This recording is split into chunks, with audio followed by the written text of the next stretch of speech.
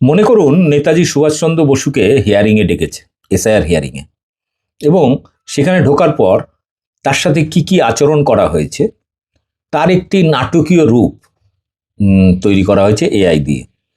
এটা কে বানিয়েছেন জানি না, তবে তৃণমূলের একটি অফিসিয়াল পেজে আমি দেখলাম এইমাত্র।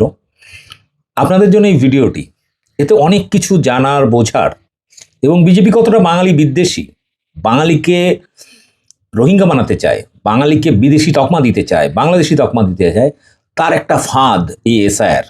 এটা নেতাজির সাথে কি ঘটলো, এই ঘটনাটার নাটকীয় রূপ যেটা দেখানো হয়েছে। নেতাজি ঢুকছেন এসআইআর কেন্দ্রে এবং সেখানে একজন বয়স্ক লোক তাকে নানা রকমের প্রশ্ন করছেন। দেখুন এটা, এবং প্রত্যেকে অনুরোধ, হাত জোর করে অনুরোধ, ভিডিওটা প্রত্যেকে শেয়ার করবেন। খুব গুরুত্বপূর্ণ এই মুহূর্তে, খুব প্রয়োজন। দেখুন। হ্যাঁ, লজিক্যাল ডিসক্রিপেন্সি নম্বর 1,23,12,023। নেতাজি সুভাষচন্দ্র বোস কে আছেন? এই যে আমি। আপনি এনুমারেশন ফর্মে নেতাজি সুভাষচন্দ্র বোস লিখেছেন, ডকুমেন্ট দেখান। এই তো দেখুন, সুভাষচন্দ্র বোস। কে বাবা, আপনার নাম তো কাটতেই হবে দেখছি। লিখেছেন নেতাজি সুভাষচন্দ্র বোস, আর কাগজ দেখাচ্ছেন শুধু সুভাষচন্দ্র বোস। আপনার মাধ্যমিক পাস সার্টিফিকেটে নেতাজি কোথায় গেল? আসলে ভাই, আমি তো জন্ম থেকে নেতাজি ছিলাম না, পরে হয়েছি। মানে হঠাৎ করে নেতাজি হয়ে গেলেন? তাই হয় নাকি? হ্যাঁ, কে বললো আপনাকে সব করতে?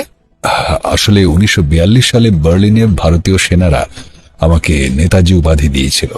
বার্লিনটা কোথায় বলুন তো? কোন বিধানসভা, কোন বুথ? বিধানসভা বুথ? বার্লিন তো জার্মানিতে ভাই। জার্মানি? সে তো বিদেশ। ঘুষপেটিয়া নাকি? হ্যাঁ, তাহলে আপনার নাম তো থাকবে না ভোটার লিস্টে। ইয়ে, ঘুষপেটিয়া কি জিনিস? আমি তো এখানেই জন্মেছি। বার্থ সার্টিফিকেট দেখান দেখি। আমাদের সময় তো এরকম সার্টিফিকেট কেউ দেয়নি, আমরা তো সবাই বাড়িতেই জন্মেছি। তাহলে আর কি করা যাবে? ছাড়ুন মশাই, আপনার নামেই কেটে দিলাম। এই ঘ্যাচাং ফো।